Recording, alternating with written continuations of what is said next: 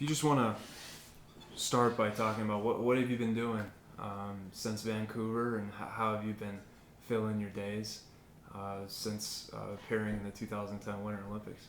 Well, since Vancouver, I think just tons and tons of things. I had a great opportunity this spring to go race Arctic Man, which is something I've wanted to do forever. It's, I think, one of the most extreme races in the world. It's, let's see, a little over, I think, what were the statistics on? I believe it's a little over 4 miles. What was it, 6 miles in 4 minutes? Yeah, I think it's about 6 miles in 4 minutes. So you start off skiing.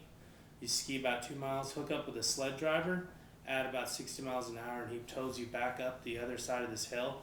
And so the sled pulls about a minute and a half long, and then you release. And at that point, you could barely feel your legs, and then you ski all the way down the side of this other mountain to the finish line. So when you're standing at the start, it's up in Alaska, and you're standing at the start, and you're finishing, you could see, because they have helicopters chasing like other people, you can see like the two teams in front of you like crossing the ridge, like out in the distance, knowing that you're going to finish over that ridge line. Oh, I think is one of the most insane feelings, like standing in the starting gate, like just knowing that it's like just a complete test of, body. I mean, by the time I got to the finish line, I just collapsed, because not only have you skied for 6 minutes, or for 4 minutes at the high intensity, but you also got strung up a hill, behind a 300 horsepower race sled. It's pretty much seen behind a 300 horsepower conveyor belt chucking ice balls at you. so you're reflecting back. What do you remember, and what will you take away from the 2010 Olympics, Errol? Well, I remember, I obviously remember, competing and the journey that it took to get there. And, I've said this from the time I was really young, it's not about the destination, it's all about the journey. So I feel like, you can recap and pass on that, but I feel like my journey is still going. It's not time to look back yet. I haven't made it to my destination.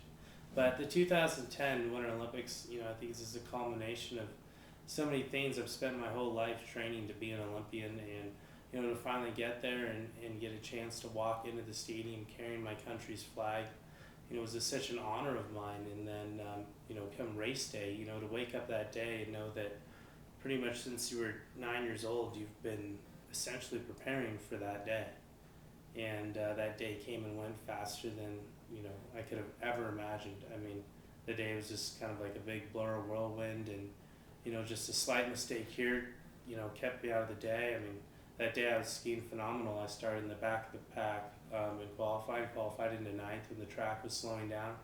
So I definitely had the speed that day to win, and just, had a slight mishap. And, again, you have the agony of defeat, and I think that makes the thrill of victory that much better. So What did it mean to you to be a part of the inaugural ski cross competition at the 2010 Winter Olympics?